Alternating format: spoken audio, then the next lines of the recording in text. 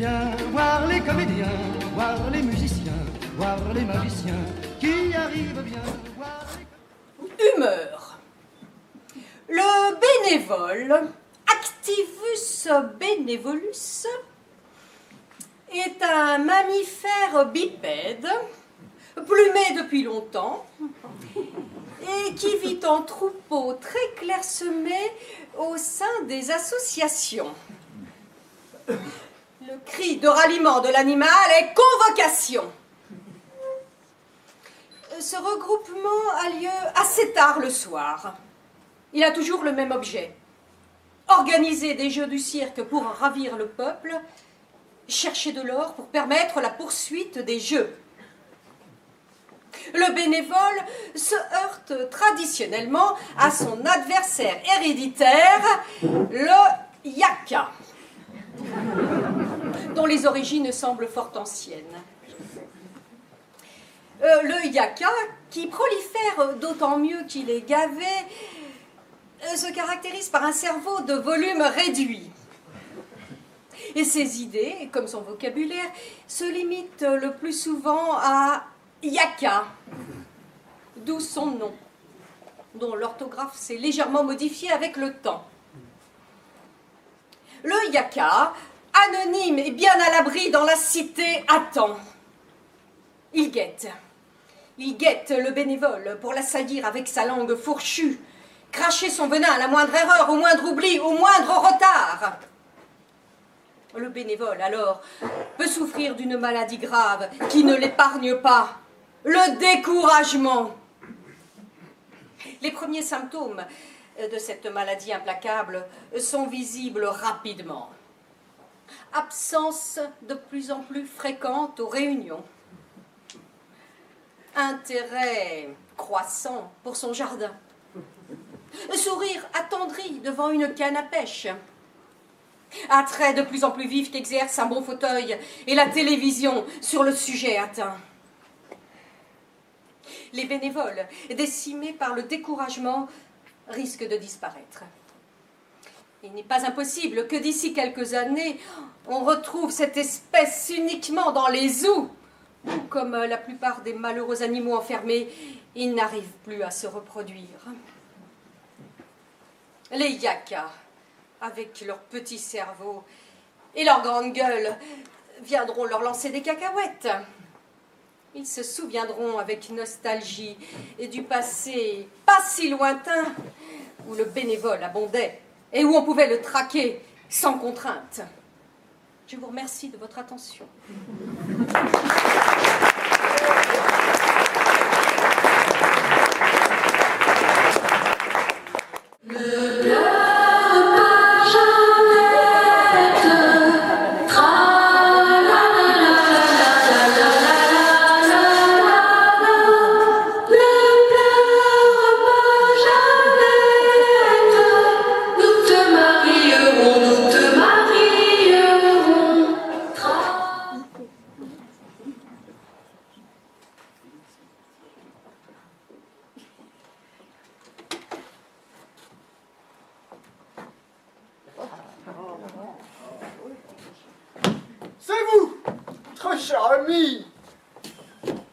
Que je suis heureux. Quelle bonne surprise. Ivan Vassilevitch.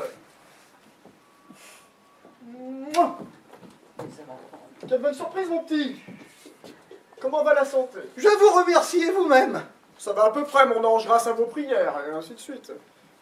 Asseyez-vous, je vous prie. Ce n'est pas gentil d'oublier ses voisins, mon trésor. Et dites-moi, mon mignon, que faites-vous sur votre 31? Habits, gants blancs, et ainsi de suite. Vous avez des visites à faire, mon joli. Non, c'est vous seul que j'avais l'intention de voir, inestimable Stepan Stepanovitch. Mais alors pourquoi cet habit, mon bijou? On dirait une visite du jour de l'an. Je vais vous dire de quoi il s'agit.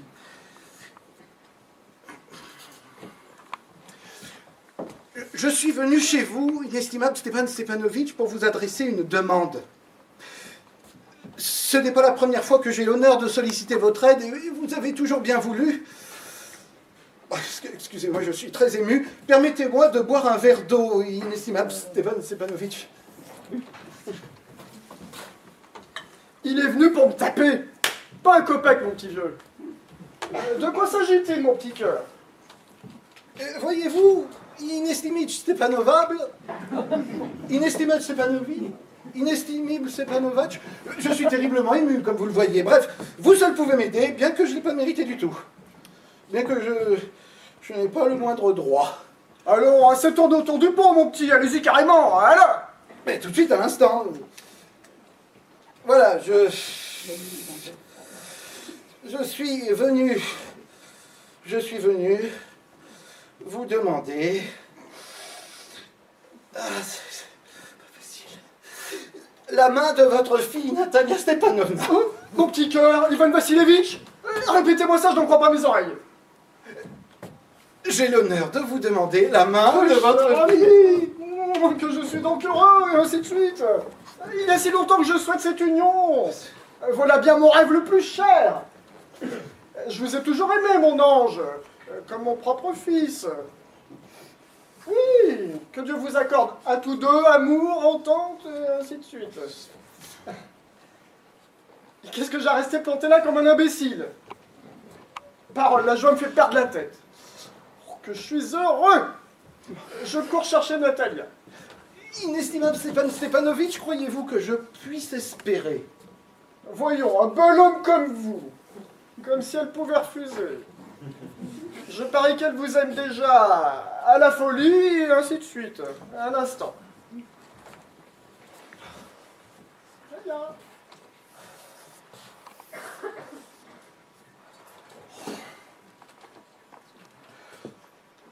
J'ai froid.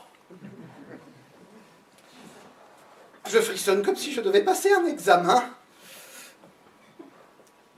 Prendre une décision. Voilà la chose capitale. Si on se met à réfléchir, hésiter, discuter, attendre l'épouse idéale ou le grand amour, on risque de rester célibataire.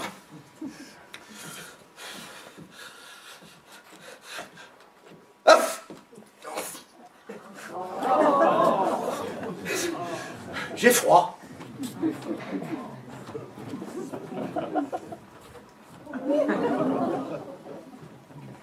Natalia Stepanovna est une excellente maîtresse de maison. Elle est pas mal de sa personne. Elle a de l'instruction. Que me faut-il de plus? Mais oui, à force de m'agiter, j'ai les oreilles pleines de bourdonnements. Et d'ailleurs, il faut absolument que je me marie. J'ai déjà 45 ans. C'est l'âge critique, pour ainsi dire. Et puis j'éprouve le besoin d'une vie ordonnée et bien réglée. J'ai une maladie de cœur. Tout le temps, des palpitations. Je m'emporte facilement. Pour un rien, je me mets dans des états terribles. En ce moment, par exemple, mes lèvres tremblent et la paupière à l'œil droit saute. Et le pire, c'est la nuit. À peine couché, sur le point de m'endormir, et je ressens un coup dans le cœur qui irradie dans le bras gauche par la tête et l'épaule. Alors je me lève comme un fou, je marche, comme ça, hop. Et quand ça va mieux, je me recouche. Et là, ça me reprend un coup dans le bras droit qui irradie dans le cœur par la tête et l'épaule. Alors je me relève, je remarche comme un fou. Et quand ça va mieux, je me recouche. Oh. Tout ça, 20 fois de suite. Tiens, c'est vous? Et papa qui me dit, viens voir, il y a un marchand qui veut t'acheter quelque chose. Bonjour, Ivan Vassilievitch. Bonjour, inestimable Natalia Stepanovna. Excusez-moi, je suis en tablier, pas très présentable. Nous étions en train d'écosser des petits pois pour les faire sécher. Pourquoi vous faites-vous si rare? Asseyez-vous donc. Puis-je vous offrir quelque chose? Non, merci, j'ai déjeuné. Fumez, je vous en prie. Voilà des allumettes. Le temps est superbe aujourd'hui. Mais hier, il a tellement plu que nous ouvriers n'ont rien pu faire de toute la journée. Comment marche la fenaison chez vous? Moi, figurez-vous, j'ai été trop gourmande. J'ai fait faucher le grand pré. Et maintenant, je le regrette. J'ai peur que le foin ne soit tout abîmé. J'aurais mieux fait d'attendre un peu.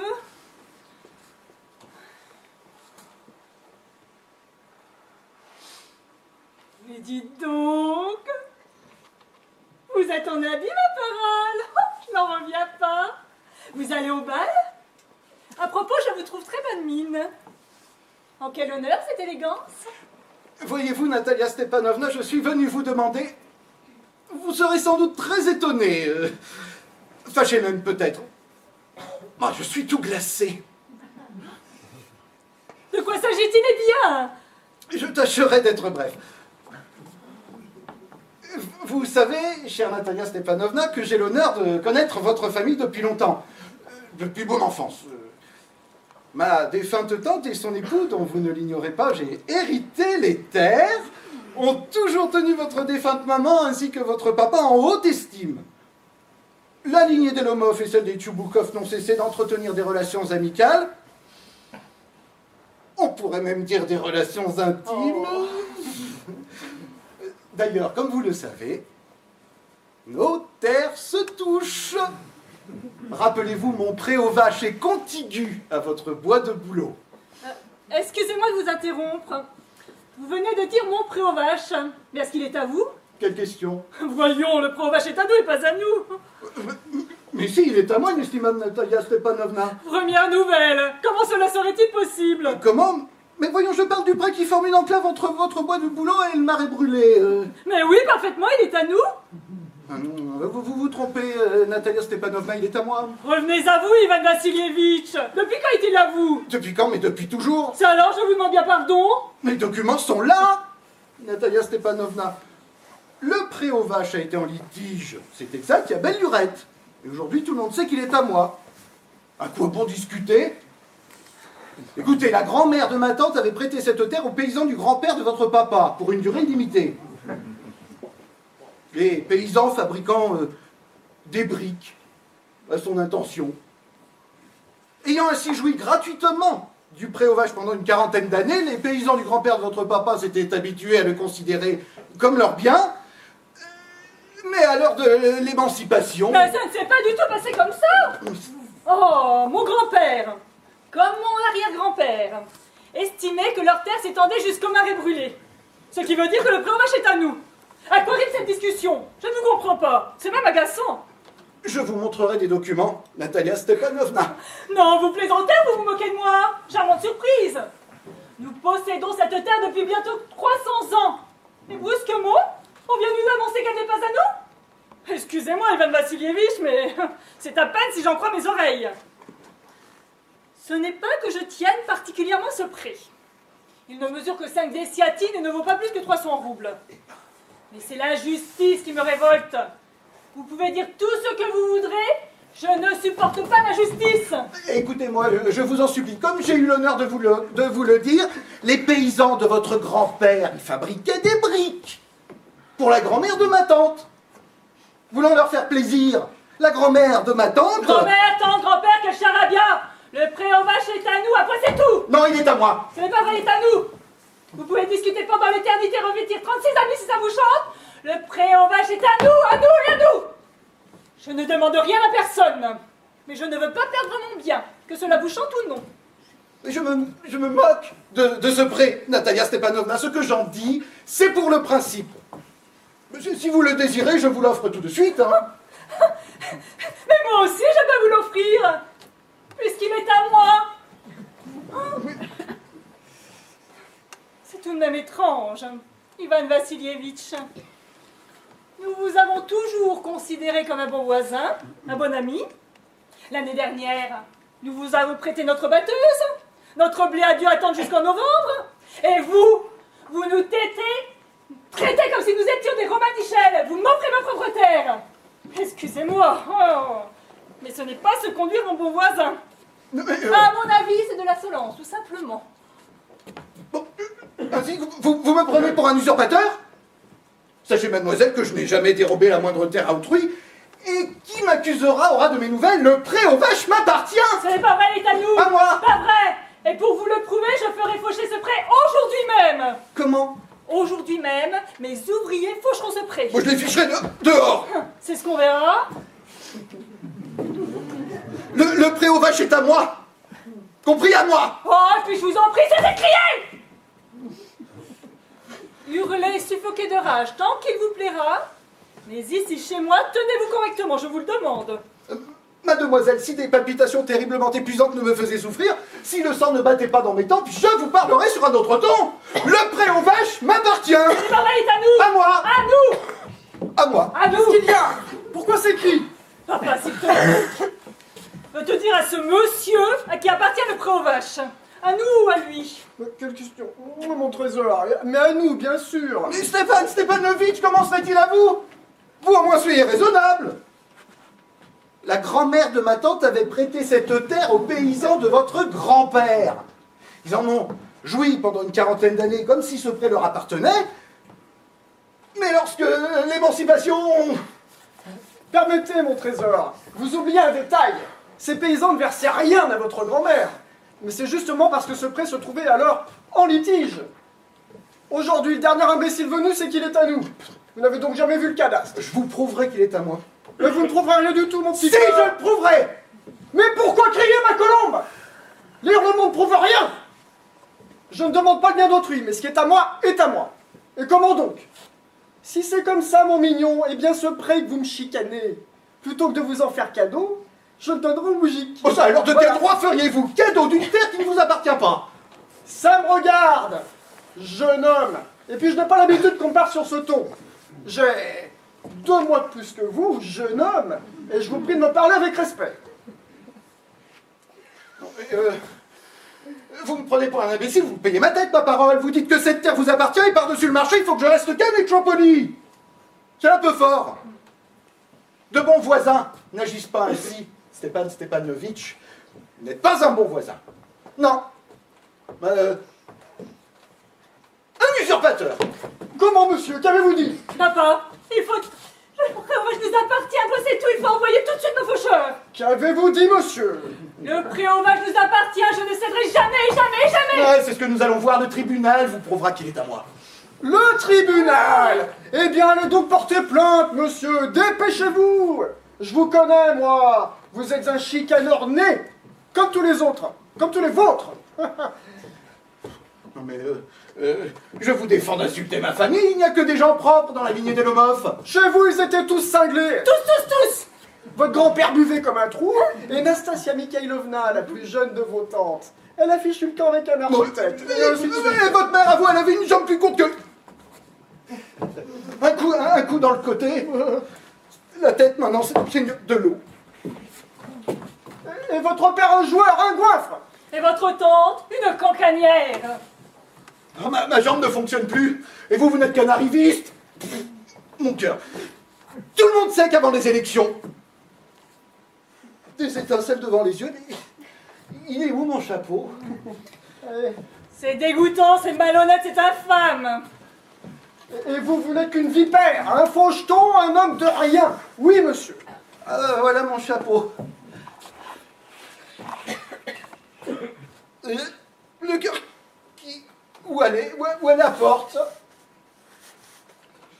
Ma jambe est paralysée. Et je vous interdis de remettre les pieds chez moi. Voilà, pas de risque. Allez donc porter plainte au tribunal, on verra bien. Qu'il aille au diable. Quel misérable. Fiez-vous à vos voisins après cela. Un gredin, un épouvantail à moineaux. Quel monstre. Ils vous volent votre terre et des insultes par-dessus le marché. Et dire que cet énergumène, ce propre à rien, ose venir faire sa demande. Hein, sa demande. Ça demande. Parbleu, il est venu pour te demander en mariage. Cette saucisse, espèce de macaque. En mariage, moi? Mais pourquoi ne me l'as-tu pas dit plus tôt? C'est pour ça qu'il s'est endimanché. Demander en mariage, moi? Oh, rappelle-le. Rappelez qui? Vite, rappelle-le, je me sens mal, rappelle-le. Oh non. Zut, oui, cesse de pernicher. Paris, c'est bon, oui, Rappelle-le.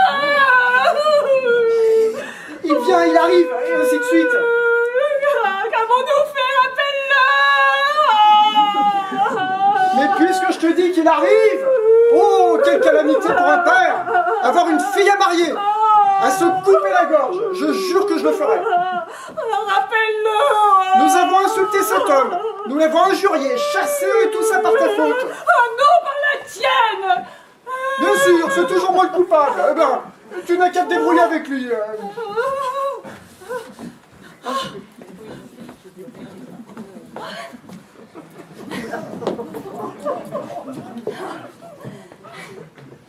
C'est des palpitations terribles.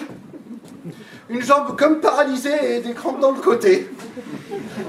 Excusez-moi, Ivan Vassilievitch. Et maintenant j'y suis. Le breuvage est à vous, en effet. Mon cœur bat comme un fou, mais oui, le breuvage est à moi, et c'est mes paupières, c'est des mitraillettes. Mais oui, il est à vous. C'est nous qui avions tort. Asseyez-vous donc. Oh. Simple question de principe. Je ne tiens pas à cette terre, mais je tiens au principe. Au principe, parfaitement. Mais parlons d'autre chose. D'autant que je possède des preuves. La grand-mère de ma tante avait donné aux paysans de notre grand-père la jouissance de cette terre. C'est bon, n'en parlons plus. Je me demande par où commencer. Irez-vous bientôt à la chasse? À la chasse aux coqs de bruyère. Oui, Oh. Natalia Stepanovna, après la moisson, je pense.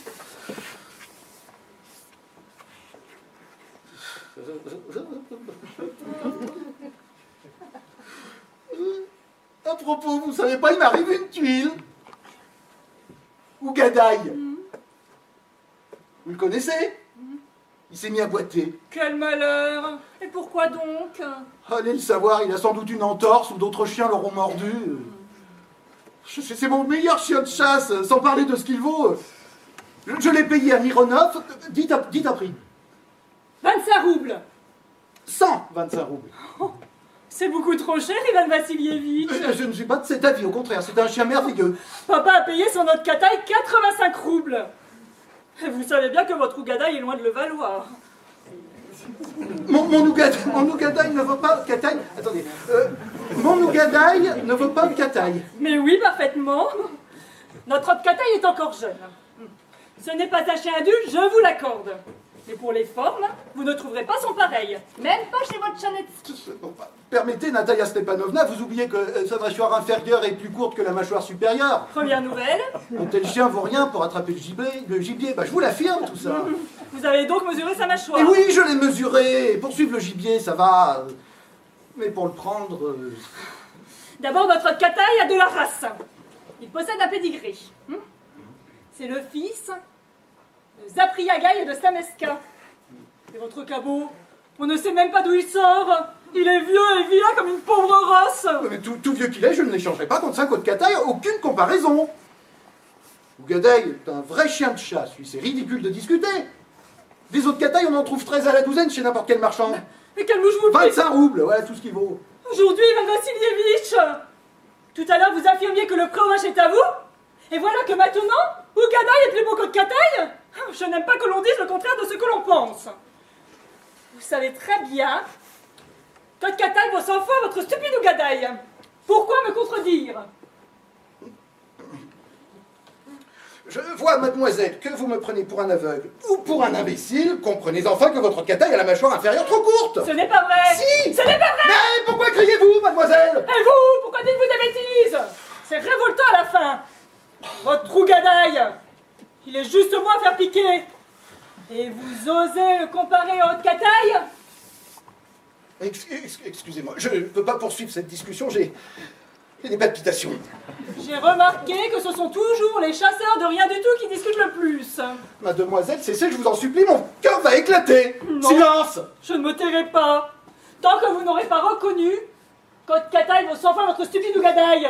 Mais il vaut 100 fois moins qu'il crève, votre Kataï. Mais tant mon épaule. Votre Ougadaï n'a pas besoin de crever, lui, c'est déjà une charogne. Taisez-vous. Mon cœur éclate. Non, je ne me tairai pas. Qu'est-ce qui se passe encore? Papa, dis-nous franchement, en toute conscience, lequel des deux chiens est le meilleur? Son notre Kataï ou notre Ougadaï? Stepan Stepanovitch, je vous en supplie, dites-moi une seule chose. Haute Cataille, a-t-il la mâchoire inférieure trop courte, oui ou non?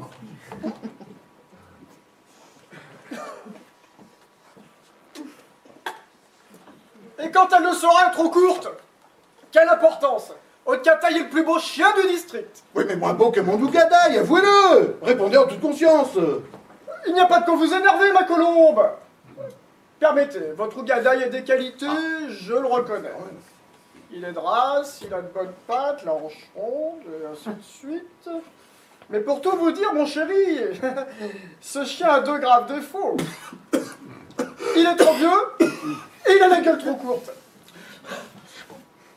Excusez-moi, je peux pas poursuivre cette discussion, j'ai des palpitations. Allons au fait. L'autre jour, rappelez-vous, dans le bois de Marouska, mon Nougadaï allait de front avec le Ramsay du comte. Et votre Cataille, il était à la traîne, à plus d'une verste. Parbleu, le piqueur du comte l'avait fichu un coup de fouet. Votre chien ne l'avait pas volé, toute la meute suivait le renard et votre Cataille courait après un mouton. Ce n'est pas vrai, monsieur. Et si le piqueur l'a frappé, c'est... Écoutez, ma colombe, je commence à m'emporter facilement. Je vous demande de mettre un terme à cette discussion. Si le piqueur l'a frappé, c'est parce qu'ils sont tous jaloux de mon chien. Oui, monsieur. Bassement jaloux.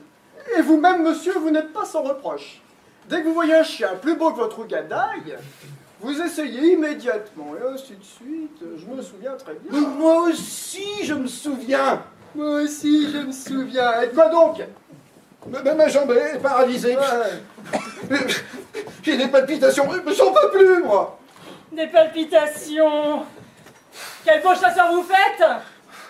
Votre place est à la cuisine, au chaud! C'est au cafard, pas au renard que vous devriez faire la chasse! Vos palpitations! C'est vrai. Si encore vous étiez un chasseur, avec vos palpitations, vous feriez mieux de rester à la cuisine au lieu de vous trimballer sur une selle. Vous ne venez à la chasse que pour discutailler et embêter les chiens des autres. Et ainsi de suite. Mais je m'emporte facilement. Brisons-la. Vous n'êtes pas un vrai chasseur, et voilà tout. Et vous vous prenez pour un vrai chasseur, peut-être. Vous n'allez à la chasse que pour flatter le comte, pour intriguer, voilà, c'est ça. Vous n'êtes qu'un intrigant. Comment, monsieur? Un intrigant? Un intrigant. Silence! Gamin blanc-bec! Vieux rat, jésuite. Silence ou je te descends avec mon vieux fusil comme une perdue! Nullité! Tout le monde sait que votre défunte femme vous battait. Ah ouais. Que, mettons, 36 chandelles. Je tombe. Et toi tu vis dans les jupons de ta gouvernante! Ça y est. Mon cœur a éclaté, mon épaule se détache. Où est mon épaule? Je meurs. Je me Un sens mal. médecin. Gamin blanc-bec. Nullité. Je me sens mal. Vous vous prenez pour un chasseur? Vous ne savez même pas vous tenir en selle. Papa, qu'est-ce qu'il a? Papa, regarde-le. Ivan Vassilievitch! Ivan Vassilievitch! Il est mort! Je me sens mal, j'ai le souffle coupé de l'air. Ivan Vassilievitch! Papa, qu'avons-nous fait, Ivan Vassilievitch? Il est mort! Il est mort! Un docteur! Un docteur! Oh, qu'est-ce qu'il y a encore? Qu'est-ce que tu as? Il est mort! Il est mort! Qui est mort?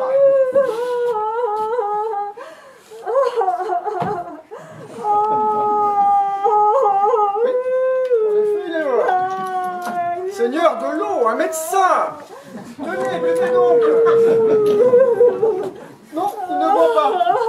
Lui qui est mettant les verres d'eau. Donc il est mort. Et ainsi de suite. Malheureux que je suis! Mais qu'est-ce que j'attends pour me faire sauter la cervelle? Pour me couper la gorge? Qu'est-ce que j'attends? Donnez-moi un revolver! Donnez-moi un couteau!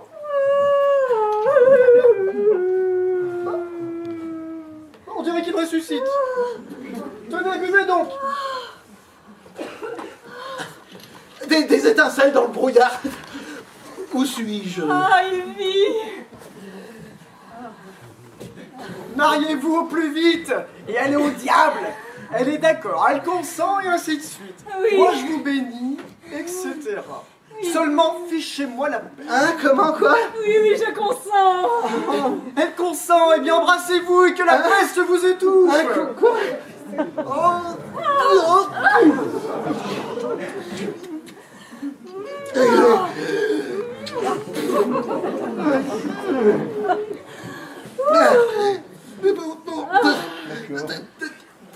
Très heureux, Natalia Stepanovna.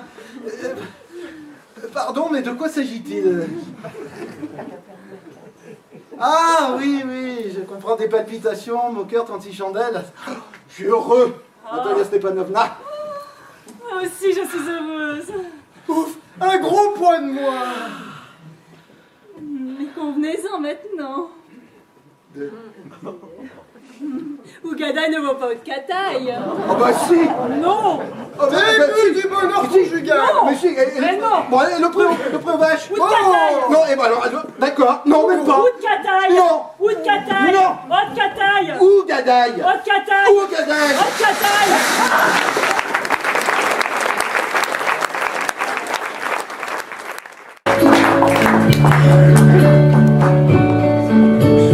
Wise men say only fools rush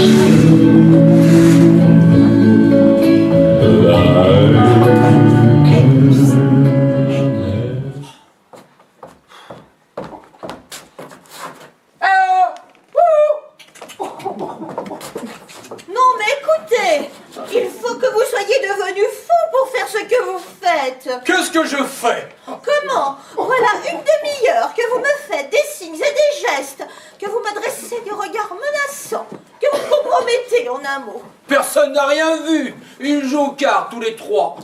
Mais je vous demande pardon, Lucienne s'en est parfaitement rendue compte. Et c'est un miracle que mon mari ne s'en soit pas aperçu. Vous n'aviez qu'à venir tout de suite quand je vous ai appelé. Je ne suis pas à vos ordres. Pourquoi êtes-vous venu alors? Pour en finir, C'est d'ailleurs pour cette raison que je vous ai appelé. qu'est-ce que vous avez à me dire? J'ai à vous dire que vous vous conduisez de plus en plus mal. Quoi? Parfaitement. D'abord, vous êtes beaucoup trop décolleté. Allons donc! Beaucoup trop. À table, mon voisin n'était pas de cet avis. Mais c'est bien ce que je voulais dire. C'est une honte, c'est bien simple. Vous ne vous rendez même plus compte de votre indécence. En outre, vous avez des regards langoureux que rien ne justifie.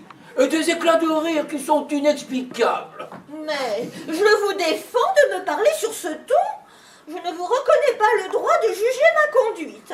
Vous n'êtes pas mon amant. Je le regrette assez. Eh bien, moi pas. Pff, vous ne savez plus de quoi vous parlez. Et si je le regrette, c'est que j'en ai tous les ennuis sans en avoir les agréments. Enfin, heureusement que ça va finir. Je l'espère. Et dans pas bien longtemps même. Il se peut que dans 2 jours, tenez, ce soit fait. Quoi? Mais ça, Mais quoi ça? mais que je sois votre amant. Allons donc.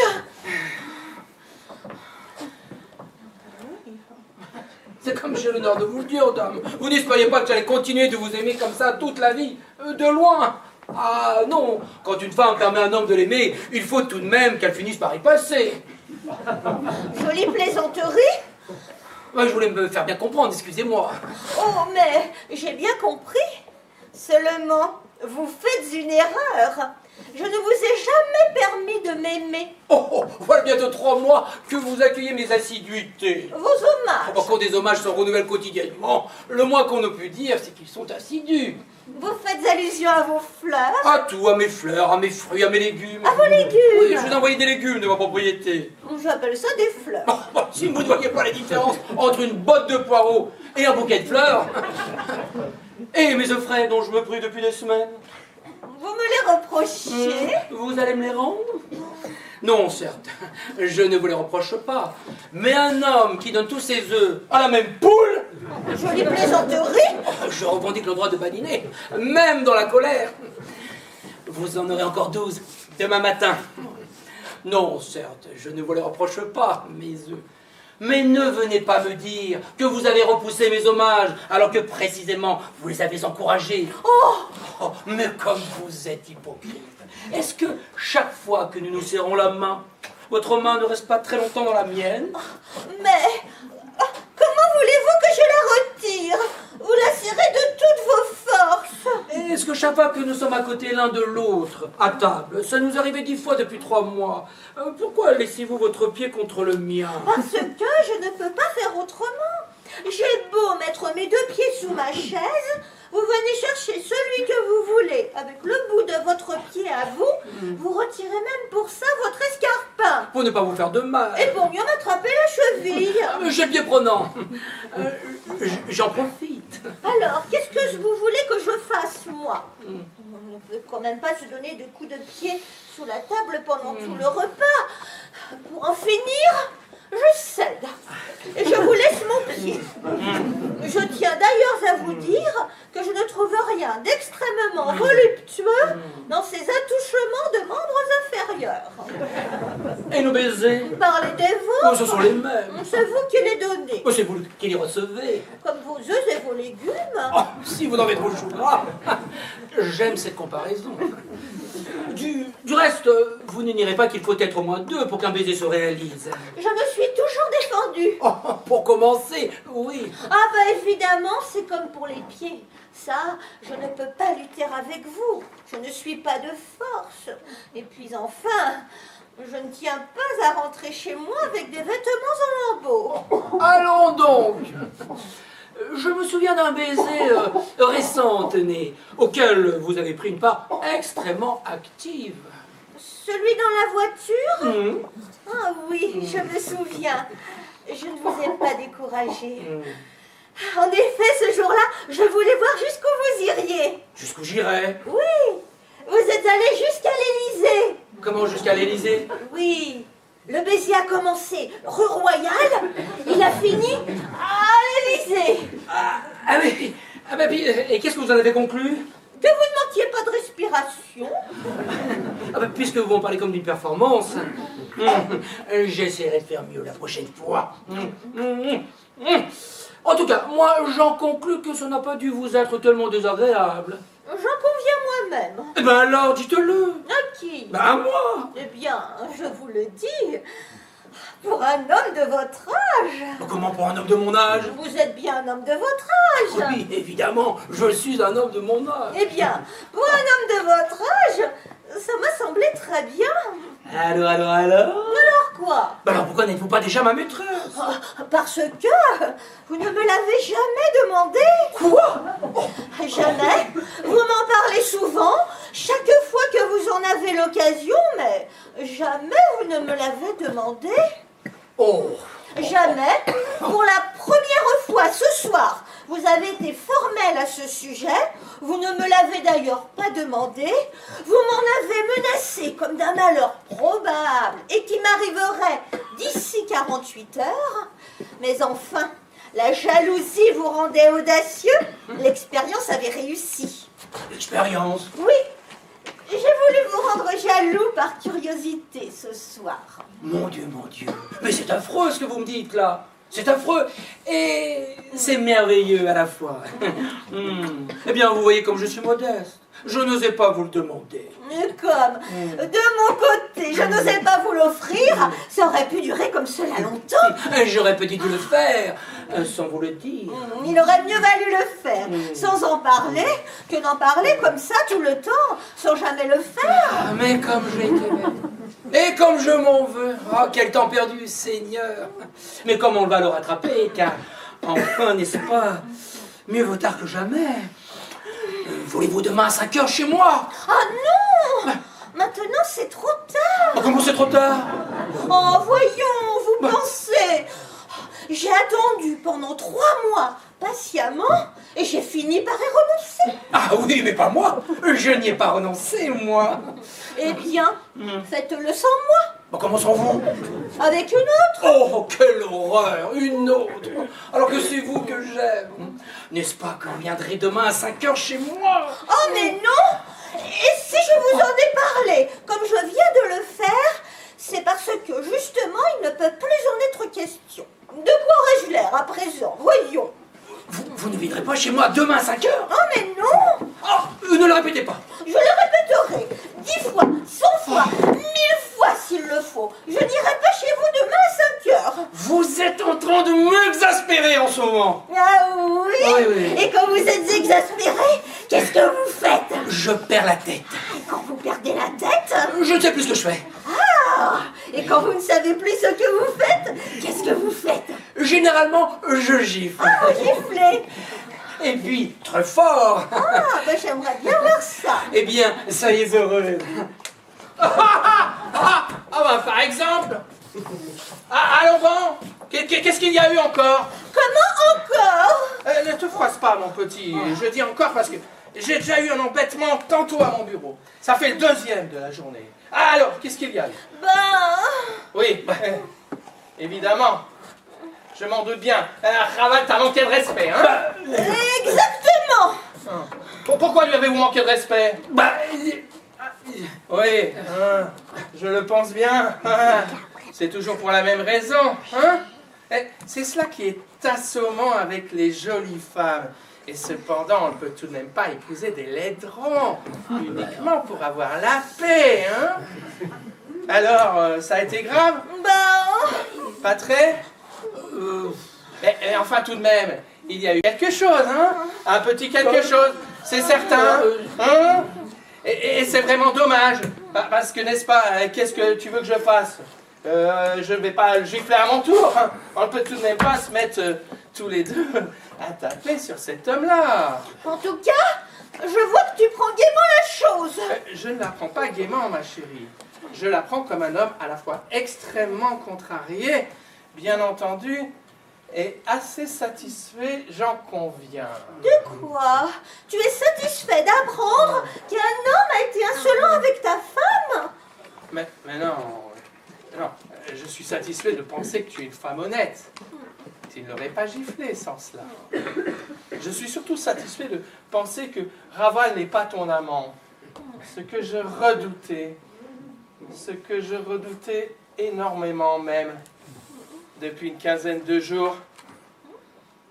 Vous ne vous êtes pas demandé, tous les deux, pourquoi, depuis quelque temps, je ne vous propose plus jamais jouer aux cartes avec moi. Non. Ça fait pourtant 15 jours que je vous le propose plus. Depuis le soir, vous m'avez caressé le pied droit pendant un quart d'heure sous la table avec votre pied gauche. Hein? Mais oui. Hein? Ce soir-là, je me suis dit, tiens. J'ai d'ailleurs pas cherché à en savoir davantage. Il y a des choses qu'on ne peut pas empêcher, n'est-ce pas? Alors pourquoi irait-on s'en mêler? Donc je m'attendais au pire. Et voilà que tout à coup, j'ai la preuve que tu n'es pas sa maîtresse. Puisque tu l'as giflé. Ah oui, c'est la preuve. Dame, voyons, s'il était ton amant, c'est lui qui t'aurait giflé. Et si tu avais giflé, nous serions en train de nous égorger tous les deux. Voilà pourquoi je dis qu'il faut bénir le ciel. Revenons maintenant à ce qu'il vient de se passer. Alors, je vois là qu'il a été insolent avec toi. Oui. Bon. Comment bon? Bon, ça veut dire que je l'admets, mais non pas que je l'approuve, tu penses? Donc il a été insolent. Bon, cependant, comme il est un homme bien élevé, et je suppose que son insolence n'a été que la manifestation du sentiment flatteur que tu lui inspires. Il n'a égorgé ni ton père ni ta mère. Et il ne t'a pas dit que j'étais un escroc, un bandit, un assassin. Non, donc encore une fois, son insolence a bien été pour toi la preuve un peu trop évidente qu'il te trouve à son goût. Oui. Nous voilà d'accord. Qui? Tous les trois. Absolument. Comment d'accord? Dame, voyons. Je te trouve très belle. Et il te trouve également très belle. Donc déjà, nous voilà d'accord tous les deux. Et toi? Est-ce que tu ne trouves pas aussi que tu es très belle? Si. Tu vois que nous sommes d'accord tous les trois. Mes enfants, asseyez-vous donc. Comme on est d'accord sur un point aussi important, j'estime qu'on est pas loin de s'entendre. Hein? Revenons maintenant à la question de la gifle. Il a reçu une gifle. L'avait-il mérité? Oui. Ah, attends, la réponse. L'avait-il mérité? Non. Ah, tu vois. Laisse-le s'expliquer, le malheureux giflé. Voyons tout de même. Je vous écoute, mon ami. J'adressais à votre femme des compliments sur sa beauté, sa grâce et sur son élégance. Bon. Puis m'étant approché d'elle, peut-être un peu soudainement, Il le reconnaît lui-même. elle a pensé sans doute que mon intention était de lui prendre un baiser. Et j'ajoute même que le geste instinctif qu'elle a eu en est la preuve.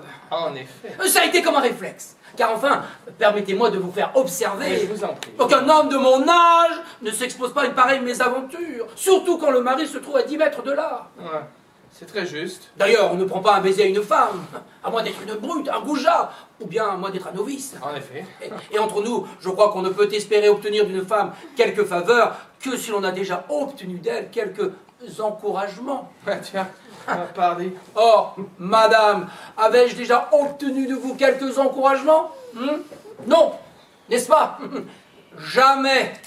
Bravo. Eh bien, pour toutes ces raisons, je vous demande de bien vouloir considérer que je viens d'être victime d'une injustice ou d'une erreur. Ah, on ne peut pas plus clairement s'expliquer, hein? Est-ce que cette façon de présenter la chose te paraît contraire à la vérité? Non. Bon, d'autre part, les compliments qu'il t'adressait étaient-ils conçus en termes outrageants? Non. Bon, et maintenant que tu es calmé, as-tu l'impression que tu as pu te méprendre sur ses intentions alors qu'il s'approchait de toi? Oui. Bah, alors tu dois regretter de l'avoir giflé. Oh oui. Bah, vas-y mon petit, n'hésite pas, dis-le lui. Ah non. Là, tu m'en demandes trop. Bah, cependant, voyons. Oh, voyons, comment voilà un homme qui me fait une déclaration d'amour et c'est toi, mon mari, qui me demande de lui faire des excuses. Non mais j'ai pas dit des excuses.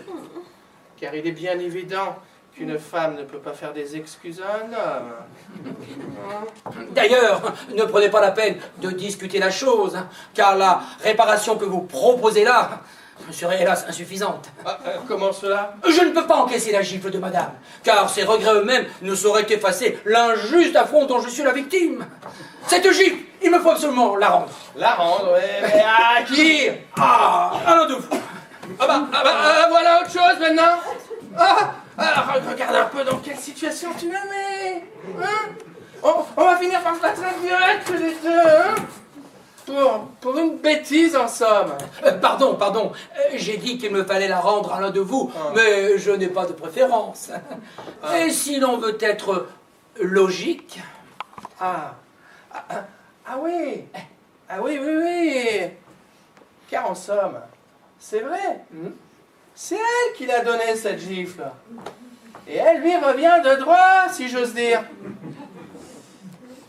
Non mais, vous plaisantez en ce moment tous les deux. Nous plaisantons. Vous plaisantez, vous? Ah mais pas du tout. Je croyais que vous plaisantiez.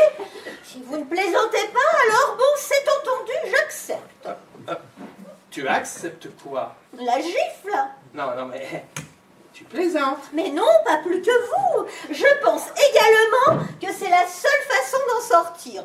Et si vous n'en aviez pas parlé, je vous l'aurais proposé moi-même. Donc allons-y, finissons-en, je vous en prie. Bon. Alors doucement, hein. Oh, vous pensez... Eh bien, monsieur, j'attends. Mais je viens, madame. Allez, dépêchez-vous, là. Il y a des simulacres éloquents, madame. Et je vais faire un simulacre qui va me rendre mon honneur. Sur celle-ci, maintenant, je préfère. Oui. Voilà. C'est bien fort, ça. Non, elle a fait plus de bruit que de mal. C'est parfait comme ça. Ah bon? Puisque tu es contente, c'est déjà énorme. Et cependant, il ne faut pas que vous restiez tous les deux en chien de faïence à vous regarder du coin de l'œil. Allons, dites-vous un petit mot aimable. Embrassez-vous. Et qu'il ne soit plus jamais question de tout cela, hein? À demain, 5 heures chez vous. Je t'aime. Alors, ça y est? Ça y est. Vous êtes contents tous les deux? Oh oui. Ça va. Ah, quand même, hein. Bon, allons faire une partie de cartes tous les trois. Cependant, vous, hein, je vous préviens, hein, si vous me faites du pied, je vous fiche une paire de claques, hein. Allez bien, ma chérie.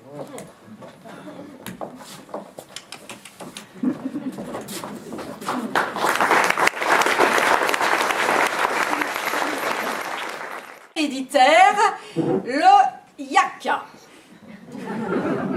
dont les origines semblent fort anciennes.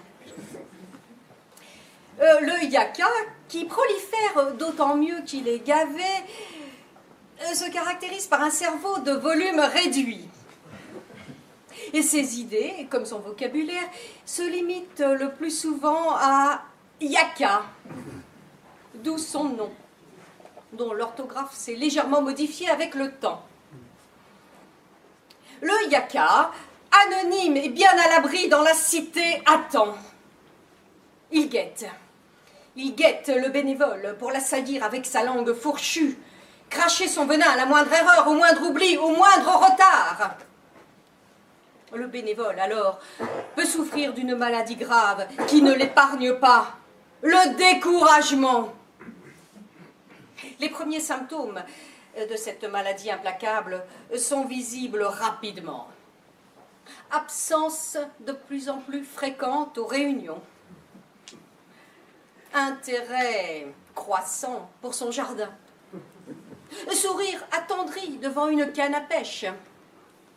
Attrait de plus en plus vif qu'exerce un bon fauteuil et la télévision sur le sujet atteint. Les bénévoles, décimés par le découragement, risquent de disparaître.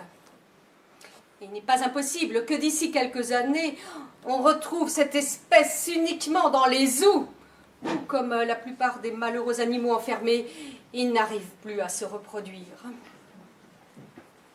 Les yakas, avec leur petit cerveau et leur grande gueule, viendront leur lancer des cacahuètes. Ils se souviendront avec nostalgie du passé pas si lointain, où le bénévole abondait et où on pouvait le traquer sans contrainte. Je vous remercie de votre attention.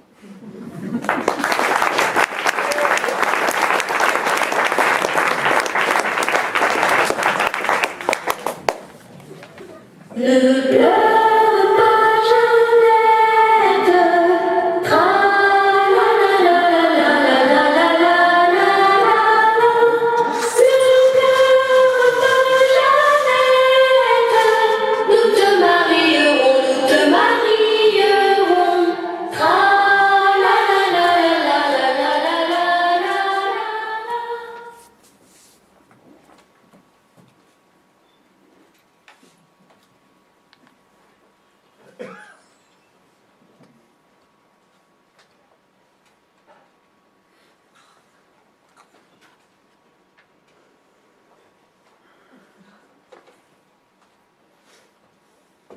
C'est vous, très cher ami, Ivan Vassilievitch, que je suis heureux. Mouah, mouah. Quelle bonne surprise, mon petit. Comment va la santé? Je vous remercie vous-même. Ça va à peu près, mon ange, grâce à vos prières, et ainsi de suite. Asseyez-vous, je vous prie. Ce n'est pas gentil d'oublier ses voisins, mon trésor. Dites-moi, mon mignon, que faites-vous sur votre 31? Habits, gants blancs, et ainsi de suite. Vous avez des visites à faire, mon bijou. Non, c'est vous seul que j'avais l'intention de voir, inestimable Stepan Stepanovitch. Mais alors pourquoi cet habit, mon joli? On dirait une visite du jour de l'an. Je vais vous dire de quoi il s'agit.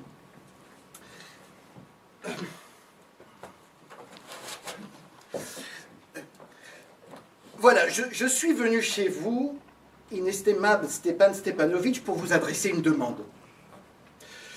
Ce n'est pas la première fois que j'ai l'honneur de solliciter votre aide et vous avez toujours bien voulu Oh, excusez-moi, je suis très ému. Permettez-moi de boire un verre d'eau, inestimable Stepan Stepanovitch. Il est venu pour me taper. Pas un copec, mon petit vieux. De quoi s'agit-il, mon petit cœur? Voyez-vous, inestimable Stepanovable, inestimable Stepanovitch, inestimable Stepanovitch. Je suis terriblement ému, comme vous le voyez. Bref, vous seul pouvez m'aider, bien que je n'ai pas mérité du tout. Bien que je n'ai pas le moindre droit. Allons, se tourner autour du pont, mon petit. Allez-y carrément, alors. Tout de suite, à l'instant.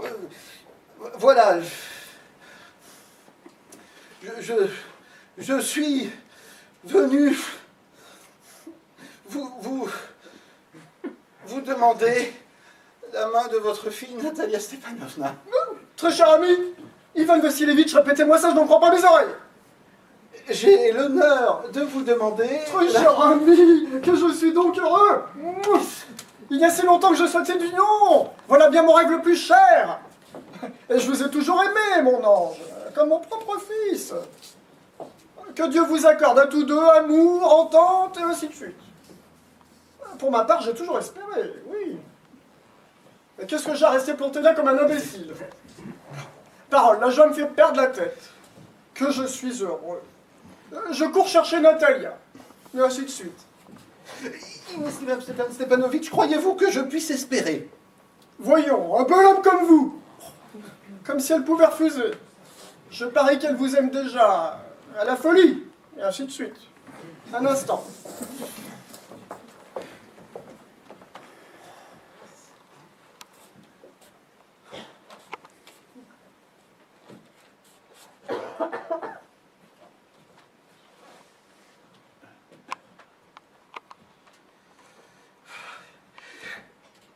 J'ai froid.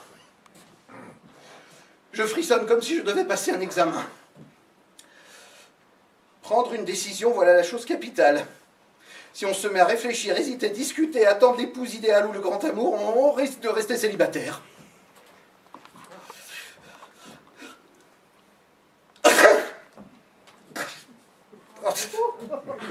J'ai froid.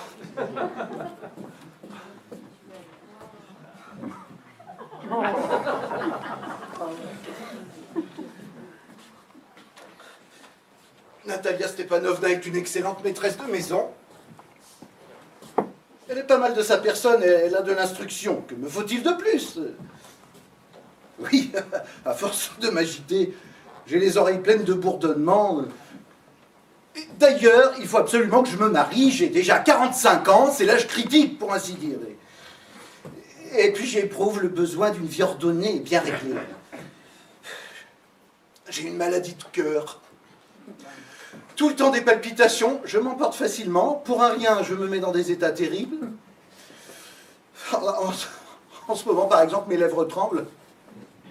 Et la paupière à l'œil droit saute. Et le pire, c'est la nuit. À peine couché sur le point de m'endormir, je ressens un coup dans le cœur qui irradie dans le bras gauche par la tête et l'épaule. Alors je me lève comme un fou, je marche. Comme ça.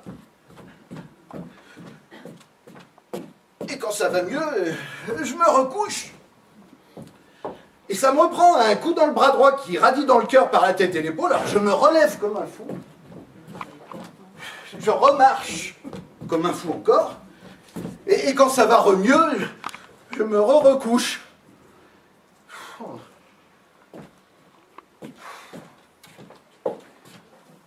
Et tout ça, 20 fois de suite. Tiens, c'est vous? Et papa qui me dit viens voir, il y a un marchand qui veut t'acheter quelque chose. Bonjour Ivan Vassilievitch. Bonjour, inestimable Natalia Stepanovna. Excusez-moi, je suis en tablier, pas très présentable. Nous étions en train d'écosser des petits pois pour les faire sécher. Pourquoi vous faites-vous si rare? Asseyez-vous donc. Puis-je vous offrir quelque chose? Non, merci, j'ai déjeuné. Fumez, je vous en prie. Voilà des allumettes. Le temps est superbe aujourd'hui. Mais hier, il a tellement plu que nous ouvriers n'ont rien pu faire de toute la journée. Comment marche la fenaison chez vous? Moi, figurez-vous, j'ai été trop gourmande. J'ai fait faucher le grand pré. Et maintenant, je le regrette.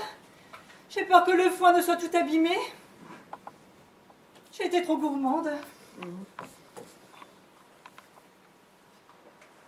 Mais dites donc, vous êtes en habit, ma parole. Je n'en reviens pas. Vous allez au bal? À propos, je vous trouve très bonne mine. En quel honneur cette élégance? Voyez-vous, inestimable Natalia Stepanovna, je suis venu vous demander... Vous serez sans doute très étonné, fâché même peut-être. Je suis tout glacé. De quoi s'agit-il, eh bien? Je tâcherai d'être bref. Vous savez, chère Natalia Stepanovna, que j'ai l'honneur de connaître votre famille depuis longtemps, depuis mon enfance. Ma défunte tante et son époux, dont vous ne l'ignorez pas, j'ai hérité les terres, ont toujours tenu votre défunte maman ainsi que votre papa en haute estime. La lignée des Lomov et celle des Tchouboukov n'ont cessé d'entretenir des relations amicales. On pourrait même dire des relations intimes. D'ailleurs, comme vous le savez, nos terres se touchent. Rappelez-vous, mon pré aux vaches est contigu à votre bois de bouleau. Excusez-moi de vous interrompre. Vous venez de dire mon pré aux vaches. Mais est-ce qu'il est à vous? Quelle question? Voyons, le pré aux vaches est à nous et pas à vous. Mais si, il est à moi, inestimable Natalia Stepanovna. Première nouvelle. Depuis quand est-il à vous? Comment cela serait-il possible? Comment, voyons, je parle du pré qui forme une enclave entre votre bois de bouleau et le marais brûlé. Mais oui, parfaitement, il est à nous. Vous vous trompez, Natalia Stepanovna, il est à moi. Revenez à vous, Ivan Vassilievitch. Depuis quand est-il à vous? Depuis quand? Mais depuis toujours. Ça alors, je vous demande bien pardon? Les documents sont là, inestimable Natalia Stepanovna. Le pré aux vaches a été en litige, c'est exact, il y a belle lurette. Mais aujourd'hui, tout le monde sait qu'il est à moi. À quoi bon discuter? Écoutez, la grand-mère de ma tante avait prêté cette terre aux paysans du grand-père de votre papa pour une durée limitée. Les paysans fabriquant des briques à son intention. Ayant ainsi joui gratuitement du pré aux vaches pendant une quarantaine d'années, les paysans du grand-père de votre papa s'étaient habitués à le considérer comme leur bien. Mais à l'heure de l'émancipation... Mais ça ne s'est pas du tout passé comme ça. Oh. Mon grand-père, comme mon arrière-grand-père, estimait que leur pré s'étendait jusqu'au marais brûlé. Ce qui signifie que le pré aux vaches est à nous. À quoi rime cette discussion? Je ne vous comprends pas. C'est même agaçant.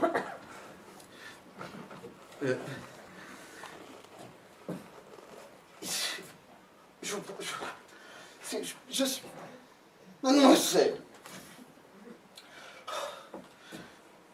vous prouverez qu'il est à moi. Si, je vous donnerai des documents. Non, vous plaisantez, vous vous moquez de moi. Charmante surprise. Nous possédons cette terre depuis bientôt 300 ans. Et brusquement, on vient nous annoncer qu'elle n'est pas à nous. Excusez-moi, Ivan Vassilievitch, mais c'est à peine si j'en crois mes oreilles. Ce n'est pas que je tienne particulièrement à ce pré. Il ne mesure que 5 déciatines et ne vaut pas plus que 300 roubles. Mais c'est l'injustice qui me révolte. Vous pouvez dire tout ce que vous voudrez, je ne supporte pas la justice. Écoutez-moi, je vous en supplie. Comme j'ai eu l'honneur de vous le dire, les paysans de votre grand-père fabriquaient des briques pour la grand-mère de ma tante. Voulant leur faire plaisir, la grand-mère de ma tante... Grand-mère, tante, grand-père, quel charabia. Le pré aux vaches nous appartient à point, c'est tout. Mais non, il est à moi. Ce n'est pas vrai, il est à nous. Vous pouvez discuter pendant l'éternité, revêtir 36 habits si ça vous chante, le pré aux vaches est à nous et à nous. Je ne demande rien à personne. Mais je ne veux pas perdre mon bien, que cela vous chante ou non. Je me moque de ce pré, Natalia Stepanovna. Ce que j'en dis, c'est pour le principe. Si vous le désirez, je vous l'offre tout de suite. Mais moi aussi, je peux vous l'offrir, puisqu'il est à moi. Hein? C'est tout de même étrange, Ivan Vassilievitch. Nous vous avons toujours considéré comme un bon voisin, un bon ami. L'année dernière, nous vous avons prêté notre batteuse. Notre blé a dû attendre jusqu'en automne. Et vous nous traitez comme si nous étions des Romanichels? Vous m'offrez ma propre terre? Excusez-moi, mais ce n'est pas se conduire en bon voisin. À mon avis, c'est de l'insolence, tout simplement. Je vois, mademoiselle, que vous me prenez pour un usurpateur. Sachez que je n'ai jamais dérobé la moindre terre à autrui et qui m'accusera aura de mes nouvelles. Le pré aux vaches m'appartient.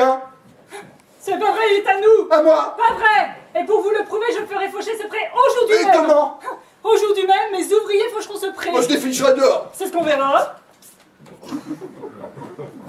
Le prêt aux vaches est à moi, compris, à moi. Oh, et puis je vous en prie, c'est de crier. Hurlez, suffoquez de rage tant qu'il vous plaira. Mais ici, chez moi, tenez-vous correctement, je vous le demande. Mademoiselle, si des palpitations terriblement épuisantes ne me faisaient souffrir, si le sang ne battait pas dans mes tempes, je vous parlerai sur un autre ton. Le prêt aux vaches m'appartient. Non, il est à nous. À moi. À nous. À moi. Ah, qu'est-ce qu'il y a? Pourquoi ces cris? Papa, s'il te plaît. Veux-tu dire à ce monsieur à qui appartient le prêt aux vaches? À nous ou à lui? Mais quelle question, mon trésor? Ah, mais à nous, bien sûr. Mais Stépanovic, comment se fait-il à vous? Vous, au moins, soyez raisonnable. La grand-mère de ma tante avait prêté cette terre aux paysans de votre grand-père. Ils en ont joui pendant une quarantaine d'années, comme si ce prêt leur appartenait. Mais lorsque l'émancipation... Permettez, mon bijou, vous oubliez un détail. Ces paysans ne versaient rien à votre grand-mère. Mais c'est justement parce que ce prêt se trouvait alors en litige. Aujourd'hui, le dernier imbécile venu, c'est qu'il est à nous. Vous n'avez donc jamais vu le cadastre. Je vous prouverai qu'il est à moi. Mais vous ne prouverez rien du tout, mon Si, petit je frère. le prouverai!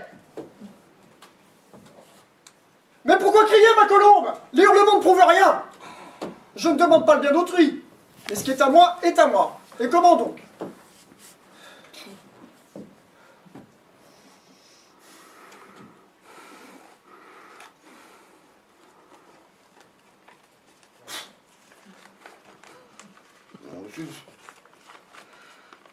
Vous vouliez pas en faire cadeau bougique par hasard? J'y ai pensé. Ouais, bah ça... De quel droit feriez-vous cadeau d'une terre qui ne vous appartient pas? Ça me regarde, jeune homme.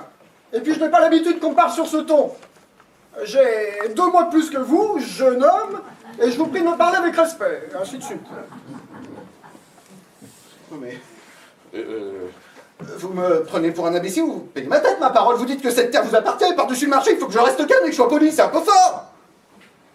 De bons voisins n'agissent pas ainsi, Stépanovic, vous n'êtes pas un bon voisin, non. Mais un usurpateur. Comment, monsieur, qu'avez-vous dit? Un usurpateur. Papa, il faut envoyer tout de suite nos faucheurs. Qu'avez-vous dit, monsieur? Le prêt aux vaches nous appartient, je ne céderai jamais, jamais, jamais. Mais c'est ce que nous allons voir, le tribunal vous prouvera qu'il est à moi. Le tribunal! Eh bien, allez donc porter plainte, monsieur, dépêchez-vous. Je vous connais, moi. Les procès, ça vous démange. Vous êtes un chicaneur né, comme tous les vôtres. Oh, je vous défends d'insulter ma famille, hein.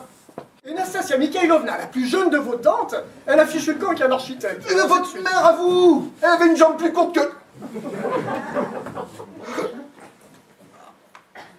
Un coup dans le côté. La tête maintenant. De l'eau.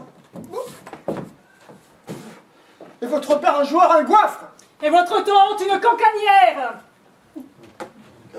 Oh, ma jambe ne fonctionne plus. Et vous n'êtes qu'un arriviste. Cœur. Tout le monde sait qu'avant les élections, des étincelles devant les yeux. Où est mon chapeau? C'est dégoûtant, c'est malhonnête, c'est infâme. Et vous n'êtes qu'une vipère, un homme de rien. Un faucheton, oui, monsieur. Ah bah voilà mon chapeau. Le cœur qui... Où elle est? Où est la porte? Allez, là. Allez donc porter plainte au tribunal, on verra bien. Et je vous interdis de remettre les pieds chez moi. Y a pas de risque. Qu'il aille au diable. Quel misérable. Fiez-vous à vos voisins après cela. Un gredin, un épouvantail à moineaux. Quel monstre. Ils vous volent votre terre et des insultes par-dessus le marché. Et dire que cet énergumène, ce propre à rien, ose venir faire sa demande. Hein, sa demande. Quelle demande? Parbleu, il est venu pour te demander en mariage. En mariage, moi? Pourquoi ne me l'as-tu pas dit plus tôt? C'est pour ça qu'il s'est endimanché, cette saucisse. Espèce de macaque. Me demander en mariage, moi? Oh, rappelle-le, rappelle-le. Ah, rappelle qui? Vite, vite, je me sens mal, rappelle-le. Qu'est-ce qui te prend? Que me veux-tu? Malheureux que je suis. Je me meurs, rappelle-le. Je vais me pendre, je suis à bout.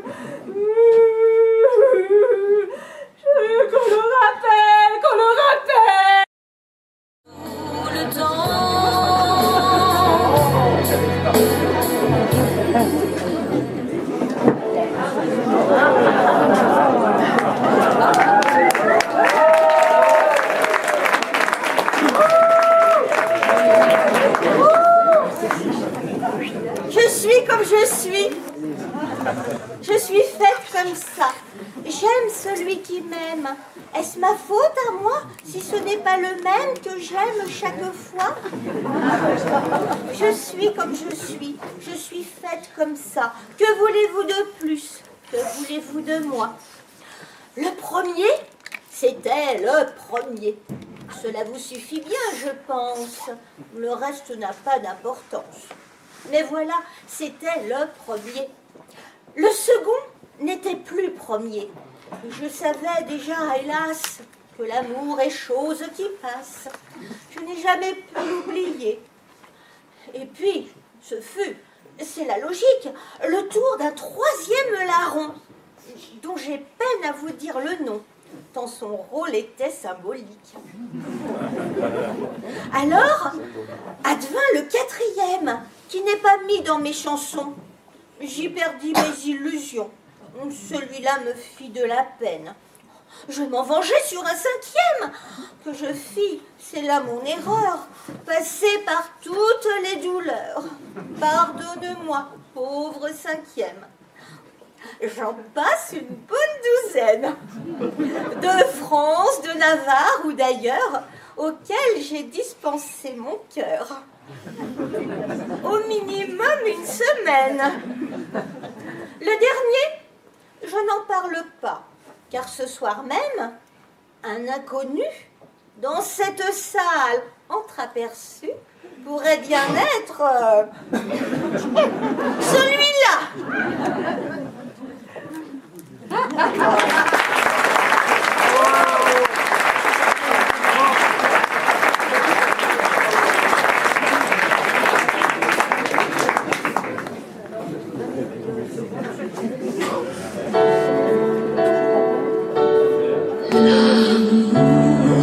S'en est allé des cœurs brûlés. Pourtant, tout avait si bien commencé. L'amour imaginé pour nous rendre. Madame de Crampon. Pour être à l'heure, nous sommes à l'heure. Oui, nous aurions voulu le faire exprès. Je suis bien heureuse de vous voir. Comment allez-vous depuis la dernière fois? Oh, vous savez. Oui, oui, je sais. Cela fera bientôt 1 an que ce cher Victor nous a quittés. 3 ans, Madame de Crampon, 3 ans. 3 ans, voilà ce que je voulais dire. 3 ans. Comme le temps passe vite.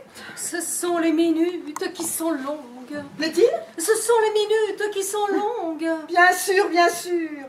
Surtout la nuit. Surtout la nuit. Ce cher Victor. Et vous aimez bien, Madame de Crampon. Avant qu'il ne tombât muet, il me parlait souvent de vous. Mon Dieu, quelle idée a-t-il eu de tomber muet? La paralysie, chère madame, la paralysie. Cela a commencé par le côté droit. Le côté du foie. Plaît-il? Le côté du foie. À gauche, c'est le côté du cœur. À droite, le côté du foie. Peut-être. Remarquez, bien avant sa première crise, j'aurais dû me méfier. Si l'on savait. Nos rapports s'espaçaient de plus en plus. Ah oui? Racontez-moi ça. Ceci entre nous, Madame de Crampon. Julie, vous connaissez ma discrétion. Donc, vous me laissiez entendre que vos rapports... Enfin, mon mari était ce qu'on peut appeler un chaud lapin. Un chaud lapin? J'adore cette expression. Trop chaud même. Je le soupçonne d'avoir incendié tout le combustible qui se trouvait dans son entourage. Oh! Le nombre de secrétaires et de dactylos qui montèrent en grade dans son service. Ce n'est pas possible. Ne croyez pas que je veuille le charger, ce pauvre cher Victor. Je lui procurerais bien toutes les femmes de l'univers, si cela pouvait le faire jaillir de son tombeau. Vous iriez jusque-là? Encore plus loin, Madame de Crampon, encore plus loin. La passion ne s'arrête pas de petits détails. Le tort que j'avais de son vivant était justement de m'y attacher. Quand je pense À la scène que j'ai faite à la crémière. Hein? Tous ces fromages blancs en pleine figure. Parce que la crémière aussi? Et Victor, je te demande pardon. Voyons, Julie. Restez assise. Si l'on nous voyait. Excusez-moi, la douleur m'égare. Si je comprends bien, Victor vous négligeait. Moi, pas du tout. Eh bien, Mais comme je vous l'expliquais, depuis sa paralysie, mon époux n'était déjà plus le même. Nous restions parfois 10 jours, 12 jours, 13 jours sans... oui. D'abord, je m'étais accusée. Julie, tu es froide. Julie, tu n'atteins pas les sommets de ton Victor. Julie, tu manques de souffle. Il était très exigeant. Exigeant? Oui et non. Raffiné, surtout. Raffiné. Il s'appelait Badouin, comme vous le savez. Victor Badouin. Mais en réalité, il descendait directement des 2 Sainte-Foy-Villemur de Saintonge. Comment cela? À la Révolution, son ancêtre Jules de Sainte-Foy-Villemur de Saintonge, afin de s'éviter quelques désagréments, avait emprunté le nom de Badouin.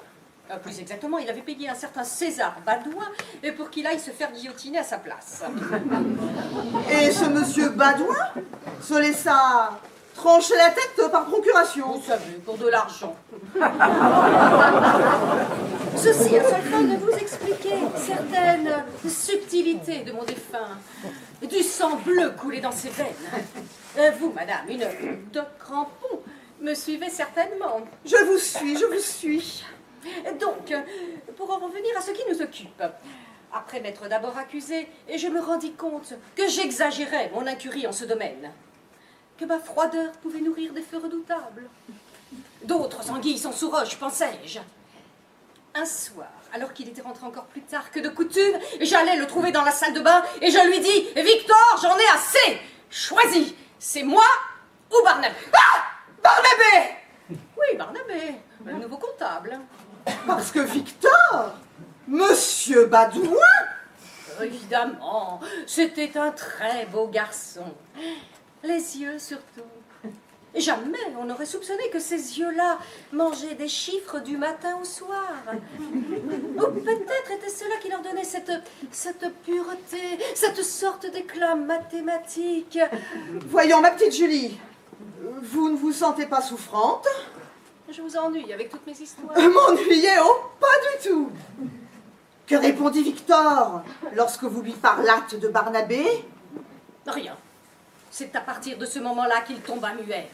Déjà, l'horrible maladie rongeait sa moelle de chef de bureau. Et moi, je l'accusais, ce cher esthète. Je l'accablais, je versais dans la mesquinerie, dans de petites questions, de petits points de vue. Victor, je te demande pardon. Je vous en prie, Julie. Excusez-moi, le remords me tue. Pauvre cher ange, pauvre tulipe noire. Comme vous êtes bonne, Madame de Crampon. Julie, voyons, Julie, je ne suis pas Victor. On dit ça. Ah, Julie, un peu de dignité, redressez-vous, allons. Chaque fois que je rencontre un ou une amie de Victor, c'est un peu de lui-même que je retrouve. Il y a du Victor en vous, Madame de Crampon. Écoutez, mon enfant, moi aussi j'ai été veuve. Je veux dire, j'ai connu bien des épreuves au cours de mon existence. Je n'en suis pas morte. Vous en mourrez, Madame de Crampon. Croyez-moi, vous en mourrez. Allons, allons, vous êtes encore jeune. La terre continue de tourner, les feuilles de grimper aux arbres. Les petites filles sont à la corde. L'océan joue du biniou. Les oiseaux cuit-cuitent. La France. Oh, les oiseaux. Victor aimait tant les oiseaux. Madame de Crampon, donnez-moi votre chapeau. Mon chapeau? Oui, votre chapeau. Votre chapeau qui est plus qu'un chapeau, qui est un ramage, Madame de Crampon. Un ramage. Vous en prie. Vous n'y songez pas? Vous voudriez que je reparte tête nue? Je vous donnerai le mien si cela peut vous faire plaisir. Je n'ai pas besoin qu'on me fasse plaisir. Chaque chose a sa place. Il aimait tant les oiseaux, Victor. La première fois qu'il viola une petite fille, je lui demandais, oh, très doucement pour ne pas le froisser, Victor, pourquoi tu fais cela? Et vous ne savez pas ce qu'il m'a répondu? Ma foi, non. Parce qu'elle ressemblait à un petit oiseau. C'était un poète, mon Victor. Ce n'est pas possible. Un homme si distingué, si ponctuel, jamais un mot plus haut qu'un autre. Je vous en prie, chère grande amie. Et Victor me commande ce chapeau plumé ou déplumé, je l'obtiendrai. Oh, tenez, puisque cela peut faire votre bonheur. Comment osez-vous me parler de bonheur? Oh, les beaux oiseaux! Oh, les gracieux volatiles! Julie, vous n'êtes pas dans votre état normal. Parce que vous, Madame de Crampon, vous vous croyez dans un état normal. Si quelqu'un pouvait passer. Plaît-il? Oui, évidemment, on ne sait jamais. Pierre Guiroboul, n'amasse pas mousse, un tien vaut mieux que deux tu l'auras, brebis qui pèle père sagoulé. Parlez-moi encore de Victor. Ce cher Victor. La première fois que je l'ai rencontré, c'était à l'enterrement de votre grand-mère. Vous vous souvenez de l'enterrement de votre grand-mère? C'était le bon temps. Je me souviens. C'est lui qui l'a tué. Hein? Bon, remarquez, à partir d'un certain âge, il est indécent de ne pas mourir. Non seulement indécent, mais immoral. Très juste. Vous voulez que je vous raconte l'histoire? Je crains qu'il ne se fasse ça. On bavarde, les heures tournent. Un dimanche d'avril, nous étions en famille et remarquâmes que Victor s'était approché de son oreille en lui glissant quelques mots dans le tuyau. 10 minutes plus tard, leurs deux places se trouvaient vides. Mon cœur me lâche. Je sens mon cœur qui me lâche. Où pouvaient-ils être? Oui. Où pouvaient-ils être? Dans la cave. Et Victor l'avait coincée entre deux pots de confiture et avait abusé d'elle. Oh! Lorsque nous arrivâmes, trop tard, elle était morte. Morte! Comme quoi, la gourmandise est toujours punie. Dans notre famille, nous sommes très chatouilleux sur l'honneur. Vous savez que Victor avait la rosette? Morte! Eh bien, Madame de Crampon, que se passe-t-il? De l'air! De l'air! Allons. Vous n'allez pas partir, allons. Je voudrais bien de l'air! Ouvrez les fenêtres! C'est moi qui suis veuve, ce n'est pas vous. Allons. Ouvrez les fenêtres! Laissez entrer les oiseaux! C'est votre chapeau que vous voulez? Tenez, je vous le rends.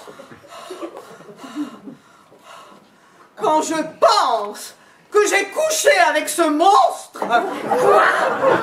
Qu'est-ce que vous dites? Un homme si ponctuel! Victor! Mon Victor! Dis-moi que ce n'est pas vrai! Mon Victor! Ah, j'y suis. Cela devait se passer entre le 21 mars et la mi-juillet. Je lui demandais « Qu'est-ce que tu fais en ce moment, mon grand ?» Il me répondait invariablement avec une fine lueur dans le regard « Je me cramponne, je me cramponne !»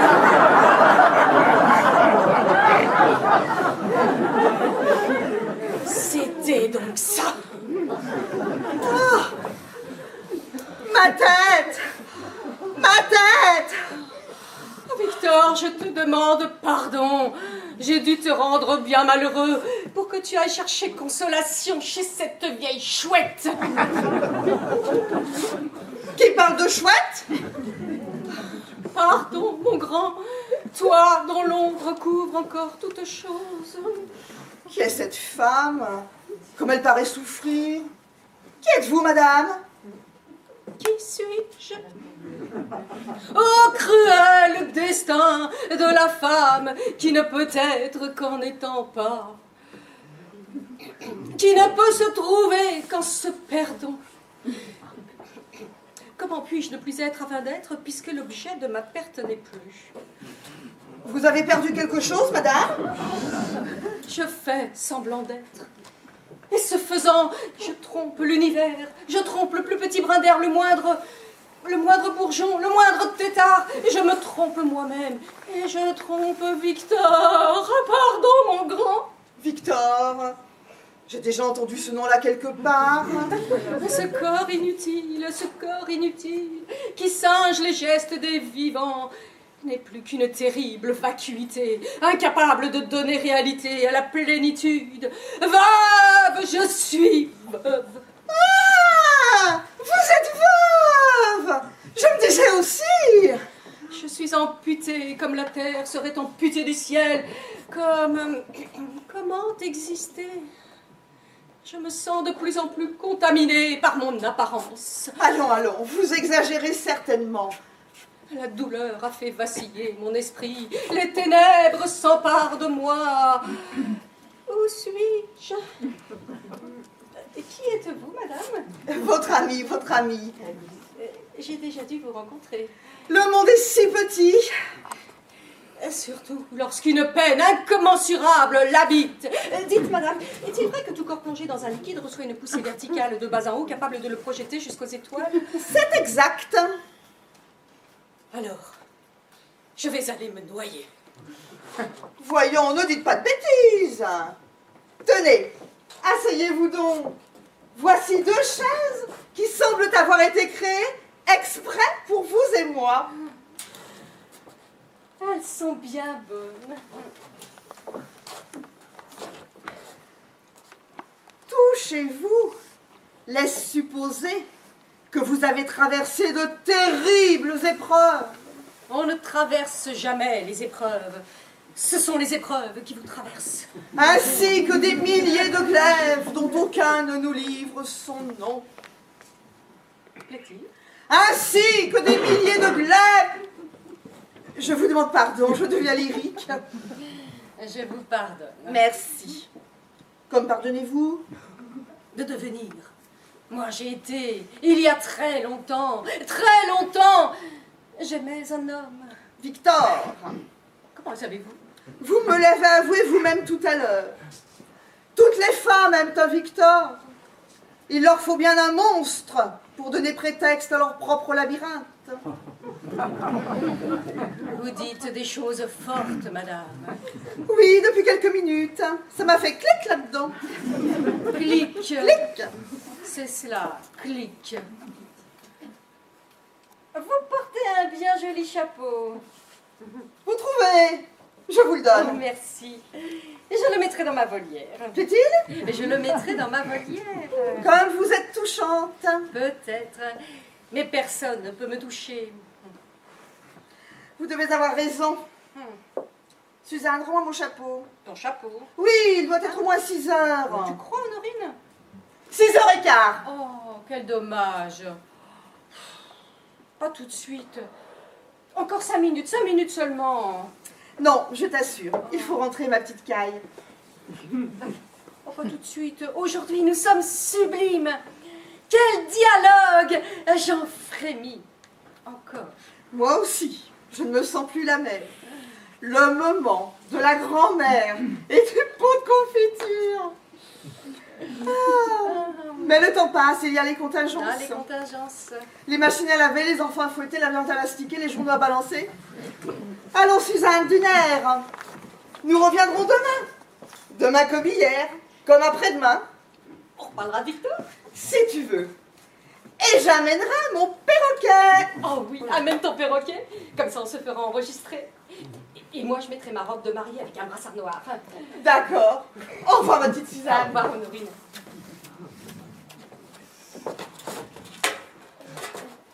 Demain, Même heure.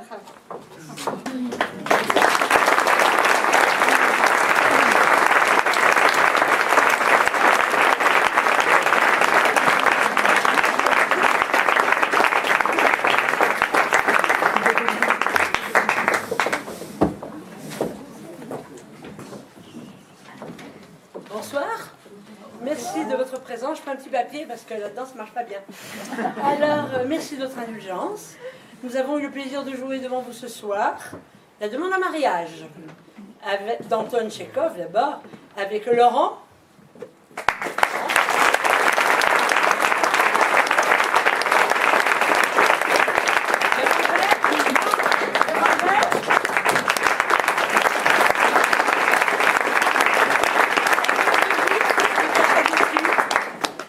avec Bernard. Evelyne. Le défi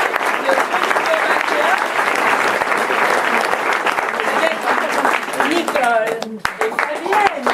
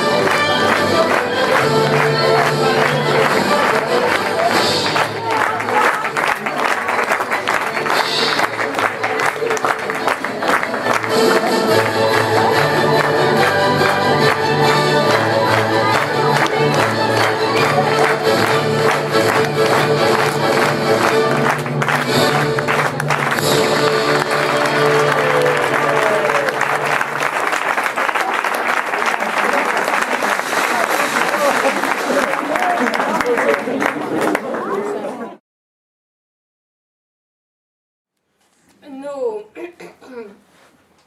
rapports s'espaçaient de plus en plus. Ah oui? Racontez-moi ça. Ceci entre nous, Madame de Crampon. Julie, vous connaissez ma discrétion. Donc, vous me laissez entendre que vos rapports... Enfin, comme je vous l'expliquais avant sa paralysie, mon époux n'était déjà plus le même. Nous restions parfois 10 jours, 12 jours, 13 jours sans... Depuis sa maladie, mon époux n'était déjà plus le même. Mais je ne sais plus ce qu'il faut dire. C'est là que vous restiez parfois 8 jours, 10 jours, 15 jours sans... Oui.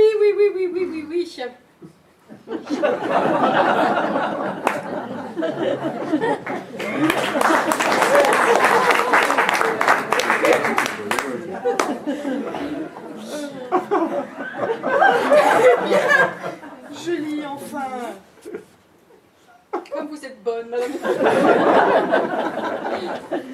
Excusez-moi, la douleur m'égare. Pauvre cher ange, pauvre tulipe noire. Vous êtes bonne, madame de Crampon. Julie. Il n'y a que des gens propres dans la lignée des Lomov. Et aucun n'a jamais été arrêté pour avoir dilapidé le bien d'autrui, comme ce fut le cas de votre oncle. Chez vous, ils étaient tous cinglés. Tous. Votre grand-père buvait comme un trou. Et Nastasia Mikhailovna, la plus jeune de vos tantes, elle a...